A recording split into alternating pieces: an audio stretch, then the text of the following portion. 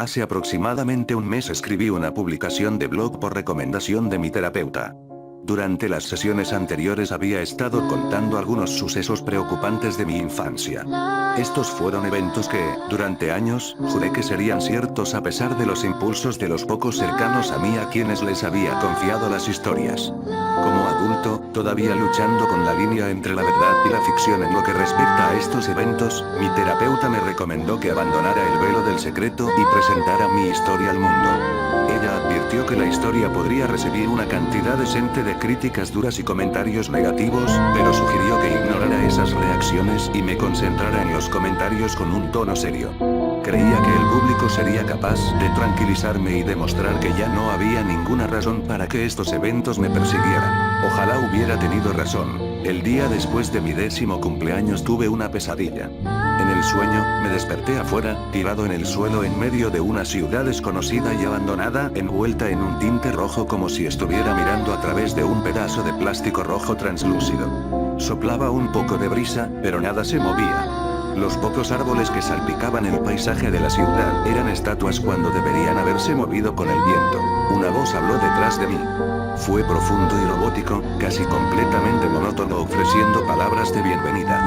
Me di la vuelta y vi una figura de pie allí en rojo. Se mantenía erguido como un humano y tenía una forma similar, pero carecía de rasgos distinguibles. En cambio, todo lo que vi fue una silueta completamente negra con bordes irregulares, casi pixelados que se movían y se movían como si esto no fuera de nuestro mundo sino del reino digital. Di un paso atrás para alejarme de él, pero no me alejé más. No se había movido hacia mí, simplemente se mantuvo a la misma distancia. Di un paso a un lado y mi perspectiva de la cosa no cambió. No importa a dónde fuera, estaba frente a mí, a la misma distancia, como si estuviera físicamente conectado conmigo. Al final dejé de intentar alejarme de él y, cuando lo hice, volvió a hablar. Me dijo que su nombre era Ati y luego comenzó a contarme una historia sobre una instalación subterránea secreta donde la gente era llevada y transformada en monstruos. Mientras me decía esto, comencé a ver que la historia se desarrollaba a mi alrededor. Vi una camioneta detenerse en un edificio a una cuadra de mí. Hubiera sido fácil pasar por alto, pero nada más se movía y el vehículo llamó mi atención.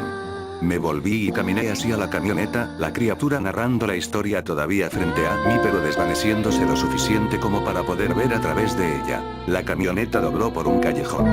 Observé cómo se detuvo y un grupo de unos 5 hombres salió de la camioneta. Iban vestidos de traje y portaban maletines como si fueran a una reunión de negocios. Parecían confundidos, buscando en los edificios a ambos lados algo familiar. De repente, el callejón comenzó a llenarse de niebla, una especie de gas que rápidamente dejó a los empresarios incapaces de respirar y en cuestión de segundos, estaban todos inconscientes en la sucia calle de cemento entre los edificios. Poco después, los cuerpos fueron recuperados por personas con trajes blancos de materiales peligrosos y llevados por una puerta sin letreros y la camioneta se alejó. Corrí y agarré la puerta antes de que se cerrara después de que el último cuerpo fuera sacado por ella, y los seguí al interior del edificio.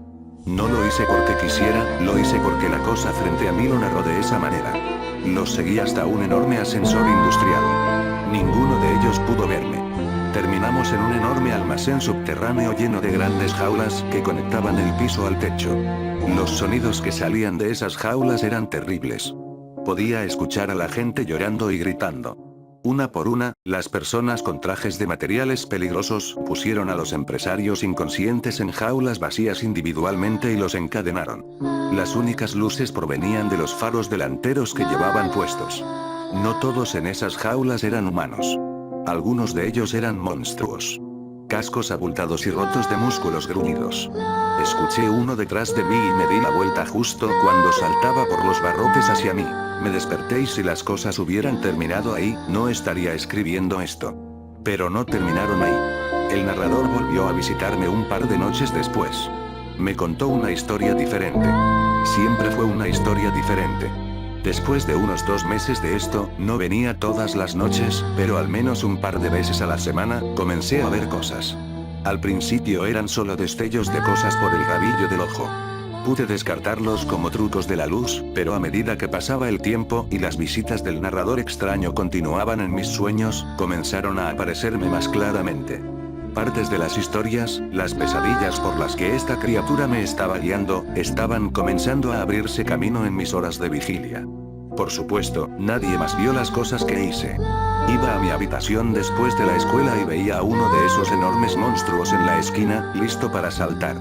El cadáver en descomposición de un anciano se arrastraba por el final de un pasillo en la tienda con mis padres y daba pasos bruscos hacia nosotros mientras trataba de contener mi miedo. Tantos terrores especialmente diseñados para hacerme sufrir en soledad sin nadie a quien acudir. Mis padres no me creyeron. Un par de amigos lo hicieron, pero éramos niños, ¿qué podíamos hacer? Esto duró aproximadamente un año y luego algo cambió. Tuve un último sueño donde el narrador me visitó. Me preguntó si me gustaban sus historias. Dije que no, que los odiaba, que quería que me dejara en paz. Estuvo en silencio por un rato y luego me dijo que un día contaría sus historias al mundo. Como si los elementos de sus historias se hubieran hecho reales para mí, se volvería real para todos y nadie podría ignorarlo por más tiempo. Luego se echó a reír. La risa se hizo cada vez más fuerte hasta que caí al suelo con las manos sobre mis oídos gritando que parara. Lo hizo, y nunca más volví a saber del narrador. De vez en cuando veía algo. Tal vez fue mi imaginación, o tal vez los rastros de esas historias aún permanecían en mi mente haciéndome ver cosas que no estaban allí. De adulto, comencé a ver al terapeuta con la esperanza de eliminarlos por completo. Escribí la publicación del blog y me senté para ver si alguien me daría la tranquilidad que esperaba. Lo que recibí fue una avalancha de confirmación de otros que habían experimentado lo mismo que yo, lo que solo sirvió para profundizar el terror que había plagado mis noches desde la niñez. La misma criatura, la misma voz, las mismas historias. Algunos tenían historias que nunca escuché. Muchos de ellos eran iguales. Las lágrimas comenzaron a fluir por mi rostro mientras las leía, una tras otra, cada una haciendo que toda la experiencia fuera cada vez más real. Esa noche me senté en mi habitación con las luces encendidas. Todo había sido real. No pude envolver mi cabeza alrededor de eso. Estaba aterrorizado de irme a dormir, así que me senté despierto en la cama con una taza de café. Estaba allí, tratando de pensar en lo que debería hacer a continuación, cuando se apagaron las luces. Solo estuvo oscuro en la habitación durante unos 5 segundos y luego un brillo rojo intenso comenzó a elevarse sin ninguna fuente discernible. Al final de mi cama, apareció una figura oscura. Sin funciones. Contorno pixelado. Temblando y temblando como una sombra apagada. Aki se quedó allí, sin hablar durante mucho tiempo y luego 2 palabras resonaron en la habitación con esa voz monótona y robótica tan fuerte que el vidrio de mi ventana se hizo añicos y todo en las paredes cayó al suelo. Dijo, gracias, y luego desapareció. Mis luces se volvieron a encender. Me acuesto en la cama, el café se derramó por todo el frente de mí. Yo había hecho esto. Reuní a todos. Todos teníamos confirmación ahora. Habíamos probado su existencia. Le estábamos dando poder. No tenía idea de lo que significaba exactamente cuando decía que se haría realidad, que todos en el mundo escucharían sus historias, pero eso realmente no importaba. Ahora, era solo cuestión de tiempo.